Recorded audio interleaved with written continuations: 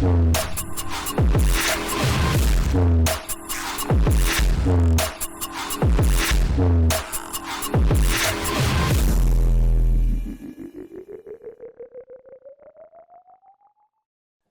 buenas, bienvenidos a un nuevo episodio de Adoles Crecen.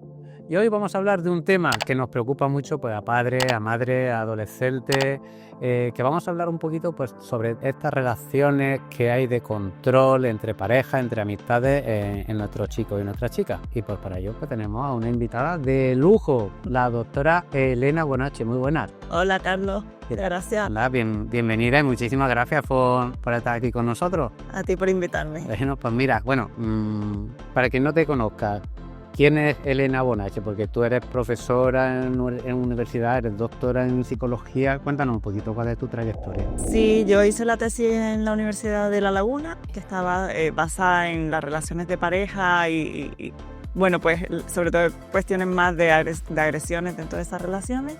Y luego posteriormente ya conseguí plaza en la universidad y desde entonces soy profesora de psicología social ahí en la Universidad de La Laguna. Y estás muy centrada, ¿no? En todo este tipo, ¿no? De relaciones. Bueno, tú estás muy centrada, ¿no? En todo el tema de prostitución, ¿no?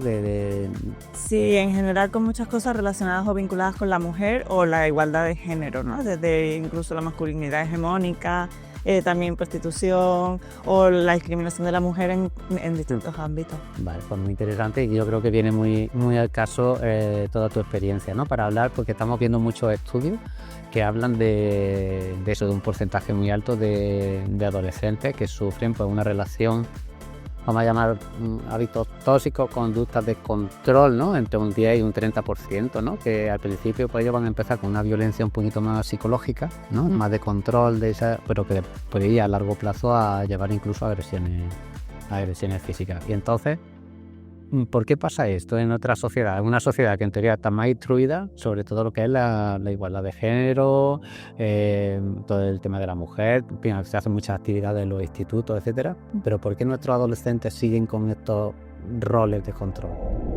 No hay una única causa, puede ser por distintas cuestiones, ¿no? Por un lado, porque obviamente en los hogares todavía se siguen manteniendo relaciones no constructiva, forma de resolver los conflictos de forma no adecuada o la forma de tratarse en casa, que también obviamente los menores lo están viendo. Por otro lado también cuestiones relacionadas con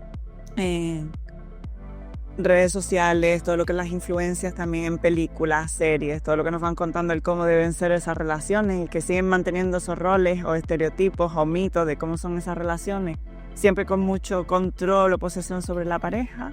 Y luego por otro lado también actualmente hay una especie de contramovimiento donde el feminismo parece que estaba cogiendo espacio y donde se estaba visibilizando todo lo negativo, todo lo negativo y todo lo que había que cambiar en las relaciones, y sin embargo surge el contramovimiento también de intentar decir no, vamos a ir en contra de lo que se está diciendo.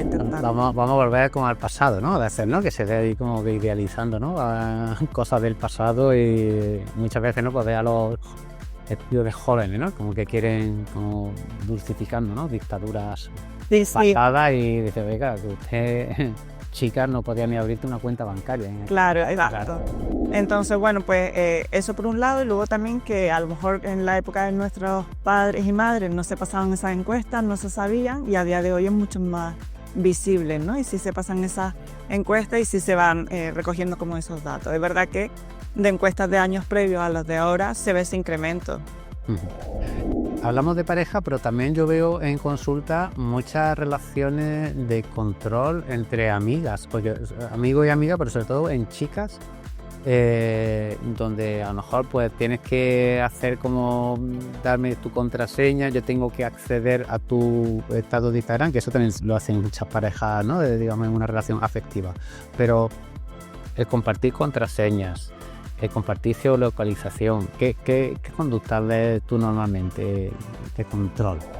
Bueno, lo del control se manifiesta en muchísimas formas, ¿no? Creo que quizás con los adolescentes y todo lo que está vinculado con redes sociales y demás es donde más se ve, y también luego a la hora de seleccionar el tipo de amistades que puedes tener, con quién sí puedes hablar, con quién no, cuándo puedes hacerlo, cuándo no, etc. Es cierto lo que me mencionas, que también se sucede en relaciones de amistad. Hay veces que viene por los roles que adquirimos también, de intentar tener un poder sobre otra persona. A veces se explica, por ejemplo, cuando hay mujeres que pueden estar en una relación de maltrato con su marido, porque a lo mejor tienen a alguien que limpia en la casa y ejercen ellas mismas ese poder y esa violencia sobre otra persona, ¿no? Como que al final es como una forma de comportarnos en la que, aunque por una faceta estamos siendo violentadas o agredidas, al final podemos tomar también el rol de agresora si encontramos que hay una persona más vulnerable o una persona a la que podemos manipular, y eso nos hace sentir con poder. Claro, porque eso muchas veces nos preocupa a los padres, ¿no? Que nuestros hijos no sufran una relación tóxica, que no sufran una situación de control, pero tenemos que ver que también nuestros hijos pueden son ser ellos, ¿no? Lo que ejecutan, ¿no? Digamos, esas actitudes de control, ¿no? Porque lo que tú dices, no, yo lo sufro, esto voy a ejercerlo, ¿no? Sobre el otro, ¿no? Eso también tenemos que tenerlo en la cabeza, que no solamente es como cuando decimos, nos da miedo que nuestros hijos sufran acoso escolar, pero a lo mejor si hay acoso escolar porque alguien acosa, y eso también puede ser nuestro hijo, ¿no? Exacto, yo creo que al final lo que hay que educar, y perdona que te corrija un momentito con lo de las relaciones tóxicas, porque no me gusta ese término, porque suele invisibilizar o blanquear o dulcificar realmente un comportamiento agresivo y con consecuencias negativas para quien lo está sufriendo, ¿no? Dicho esto, es verdad que podemos estar en ambos lados, y lo importante es precisamente ser capaces de identificar el comportamiento que es negativo y tener estrategias para comportarnos de otra forma, ya sea para salir de esa relación, para poner límites o para decir, oye, este comportamiento que estoy haciendo quizás tampoco es adecuado, voy a aprender a manejarme de forma adecuada con mi pareja. Claro, y esto, si nos vamos a ir más para atrás, por ejemplo, genéticamente, lo que venimos de serie, ¿no? Cuando nacemos, ¿puede haber algo que venga de nuestro mecanismo de serie que ya nos haga digamos, tener una inclinación a sufrir una relación de control, una relación a ser más sumiso, a ser eso genéticamente? ¿Hay algo ahí que pueda...? Te soy sincera, eso sale de mi campo de estudio. Además, sí sé que hay personas que están hablando de epigenética, que hay estudios que hablan del cerebro de los agresores o de las víctimas, pero también hay que tener precaución de hasta qué punto, por ejemplo, esos cambios cerebrales son consecuencias también de ese maltrato y no una causa previa, ¿no? Yo me baso mucho más en la parte que sí se puede cambiar y que puede ser el contexto y el comportamiento, ¿no? Partiendo de que las personas podemos tener incluso un origen familiar o algo genético, pero que a nivel social o a nivel contexto podemos hacer cambios que podemos favorecer otro tipo de conductas, ¿no? Vale. Entonces, yo ahí veo muy interesante lo que tú dices, bueno, venimos de serie, pues ya está, como vengo de serie, ¿no? Pues ya puedo hacer lo que quiera, y sin embargo, en tu tesis doctoral habla de la importancia del apego, y ese apego ya, eso es la etapa, porque los padres de adolescentes, ¿no? Cuando ya empiezan a venir las turbulencias, vamos corriendo, ¿no? a psicología, ¿no? Mira qué problema tengo, pero claro, es que todo esto viene de muy atrás, desde el nacimiento. Cuéntanos, ¿qué viste tú en tu estudio con la importancia del apego? Vale, lo del apego, como comentas, se empieza a formar desde el hogar, desde la más primera infancia, ¿no? Y se va manteniendo, se va generando un apego en el hogar con esos menores. No obstante, el apego puede ir también cambiándose. Durante muchos años se ha creído que era algo que tú tenías un tipo de apego en tu casa y ya no podía cambiarse. Y es verdad que es difícil, porque el apego lo que hace es generar una especie de patrones o de guiones de cómo debes comportarte ante determinadas situaciones. Y modificar eso es difícil, no es que sea un ejercicio sencillo, pero se puede modificar. Y entonces también, en función de la pareja que puedas tener, tu apego puede ir hacia un lado o hacia otro. Dicho esto, siempre digo a mi alumnado y demás que el apego nunca es responsabilidad de la persona que tienes enfrente. Es decir, que si la otra persona puede intentar ayudarte en un momento determinado, si tu apego es inseguro y demás, pero nunca es su responsabilidad. Tú tienes que poner de tu parte para intentar cambiar eso. En la tesis lo que estábamos viendo principalmente es que las personas que tienen apego inseguro suelen desarrollar estrategias más destructivas a la hora de resolver conflictos. Entonces, si tú no sabes resolver conflictos de forma adecuada, es muy probable que eso pueda desembocar en violencia.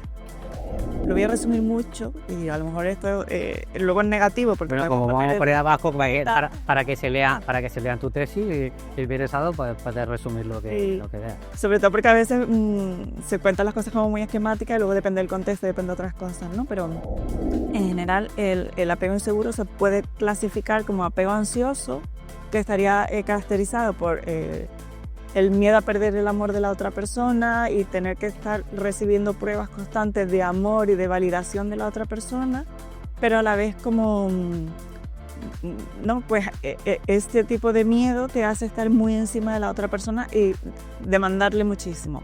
Y luego tenemos el apego evitante, que sería todo lo contrario, una persona que necesita más su espacio, su intimidad, que no le gusta nada que le ante un problema que le vayan a hablar y necesita como ese respiro, ¿no? Y como que las relaciones, sí necesito vincularme con la gente, pero tampoco me termino de fiar de la gente y por eso también marco esa distancia. Pues cuando se juntan esos tipos de apego en las relaciones, es cuando se vienen los problemas, ¿no? Porque dos personas con apego ansioso, uno demandando al otro, uno controlando al otro es que no me quieres pero no me lo demuestras, pero quíreme más, pero demuéstramelo más, y así las dos personas, eso es una bomba de relojería. Entonces lo que hace es que el conflicto escale y muy probable que acabe en violencia. Por otro lado, si una persona es muy demandante y la otra persona lo que necesita es alejarse y no lo comunica, que es normalmente un problema, ¿no?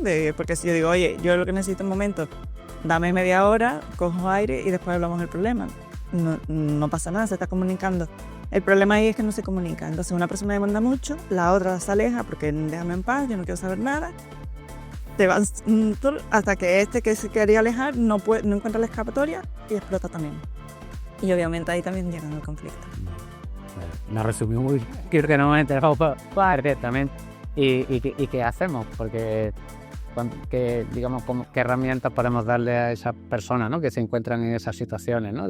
Con tanta mochila, porque muchas veces que viene con personas, cada uno llevamos nuestra mochila, cada uno pues nuestra historia. ¿Qué consejos puedes darles?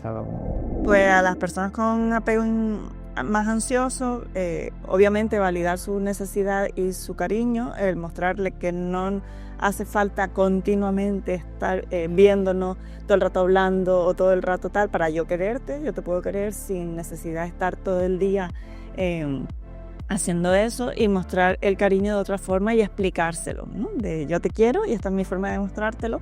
En un momento determinado me puedes decir qué es lo que necesitas, pero yo también puedo poner mis límites de esto, no voy a pasar por ahí, o eso no me apetece hacerlo, y también lo tienes que respetar, ¿no? Como que la persona esté tranquila, aunque no esté sabiendo continuamente de ti o no tenga eso.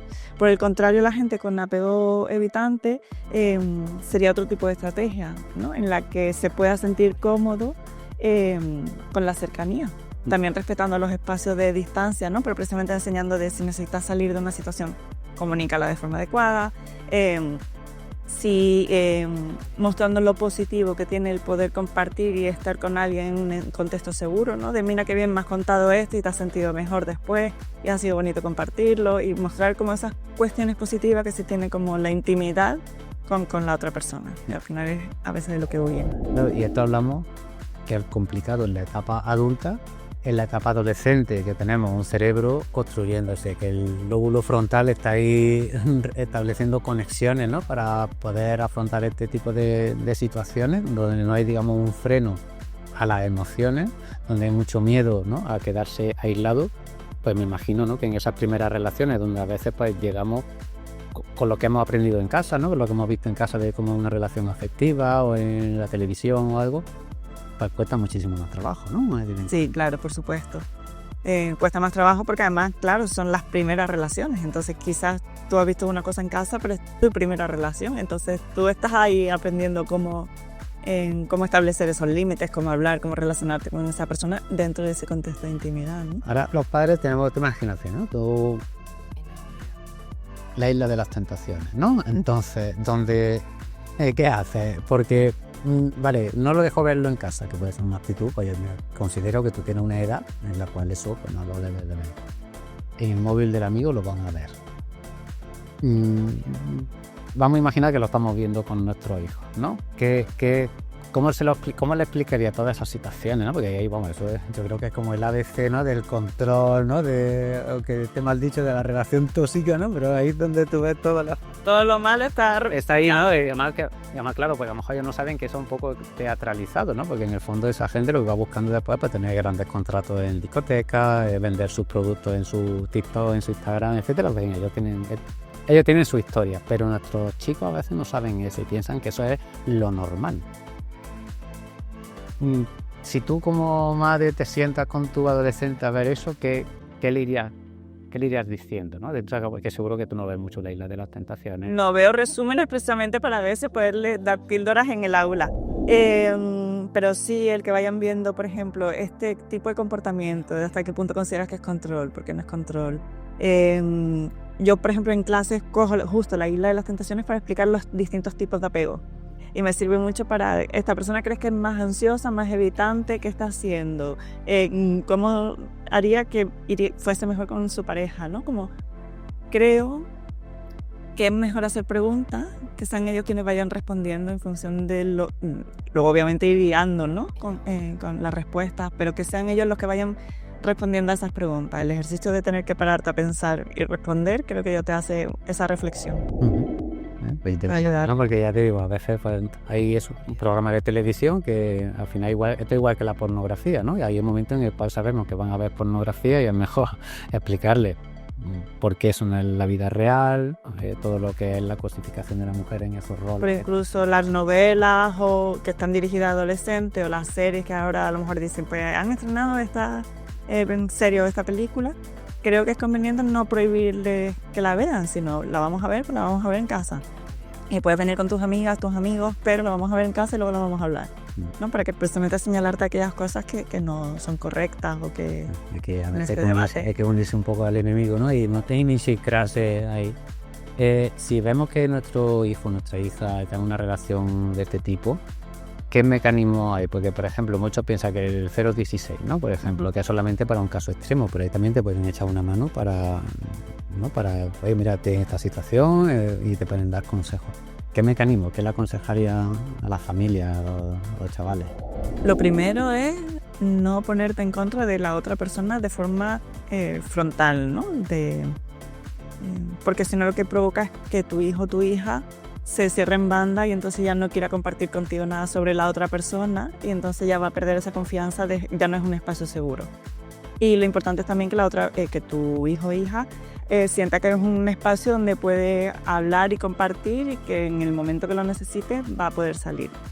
Un problema habitual, incluso con las amigas y demás, que cuando tú dices, no es que no sé quién me ha hecho tal cosa, pero vuelvo. Y ahora que él le da una segunda oportunidad, me vuelve a hacer todo esto, pero vuelvo. Y entonces ya las amistades, hay un momento en que también dicen, ya no me sigas contando porque estás ahí porque quieren, ¿no? Creo que con la familia también puede pasar algo así. Entonces que es importante de no pasa nada, tú puedes volver, pero siempre me vas a tener aquí. Para lo que necesites, siempre me vas a tener para contar, para salir, para lo que pueda hacer falta, ¿no? Porque creo que eso es importante. Y luego sí, lo mismo, haciendo preguntas. Y te hace tal cosa y entonces después de esto pasa todo esto también. ¿Y cuántas veces ha pasado esto y te ha dicho que iba a cambiar y no ha cambiado? ¿Y cuántas veces vas a permitir? ¿No? Es como, venga, tú dices que sí, que va a cambiar. Ponemos un plazo de tiempo, 1 mes, 2 meses. ¿Cuánto tiempo quieres esperar a que esa persona cambie? ¿Cuántos intentos le vas a dar a esa persona? ¿No? Porque creo que es bueno como aprender pues, a poner límites, que no pasa nada, y que esos límites tienen que poner una fecha, pues no, si no siempre estás dando oportunidades y nunca acaba ese bucle. Eso me lleva también a la reflexión, ¿no? De decir, claro, quien lo vive desde fuera, como algo que es muy fácil, ¿no? Sí. Pero, ¿qué le diría a esas personas por qué es tan difícil salir de esas situaciones? ¿Por qué siendo tan evidente, ¿no? Mira, por Dios, pero no se logra, ¿no? Es complicado a veces para los padres y nos ponemos de los nervios. A modo de psicología tiene una explicación relativamente fácil y es el reforzamiento. El reforzamiento es lo que nos hace ir como aprendiendo que después de algo viene un estímulo positivo. Y cuando el refuerzo positivo es intermitente en el tiempo además y no sabemos cuándo nos va a venir, más dependientes nos hacen. Entonces, si tú estás teniendo de vez en cuando algún estímulo positivo por parte de tu pareja, aunque luego tenga otras cosas negativas, como que se lo perdonas porque luego tiene todo lo bueno que me ofrece. Además me lo ofrece de forma intermitente y no sé cuándo me va a venir. Y eso parece que no, es que es muy básico, pero engancha muchísimo. Entonces yo creo que también lo importante ahí sería como mostrar que no pasa nada, que hay otras alternativas y que a lo mejor tú ahora también estás en una situación pensando que es la persona de tu vida y que nadie te va a querer como esta persona y que no vas a encontrar a nadie igual, pero que hay otras miles de personas en el mundo y que de repente lo dejas y descubres pues mira, pues está mejor sin esta persona, ¿no? Pero es importante como aprender, o sea, el reforzamiento positivo, al igual que se aprende que es algo positivo, que tú tienes que estar esperando a que te llegue lo bueno, también se puede desaprender, ¿no? Mostrando otro tipo de estrategias de no pasa nada, tú has tenido este regalito cada X tiempo, pero no pasa nada si ahora no lo tienes. Vas a seguir bien, no te va a pasar nada. Claro, un acompañamiento al final a largo plazo. Pues nada, Elena, ¿alguna cosilla más? No, empieza con mi piedota, sí, con muchísimas gracias, no te robamos más tiempo porque encima que vienes aquí a Córdoba y estamos aquí haciendo entrevistas y pues nada, pondremos nota en el episodio para quien quiera conocer más de ti, quien quiera ponerse en contacto contigo, leer vuestros trabajos en la Universidad de La Laguna que son súper interesantes. Y nada, pues muchísimas gracias. Y nada, pues lo dicho, muchísimas gracias por vuestra atención. Ya sabéis, si os gusta, pues compartir la campanita, el like y todas esas historias. Y nos vemos ya en el próximo episodio. Muchas gracias, Elena. Hasta pronto. Gracias. Adiós.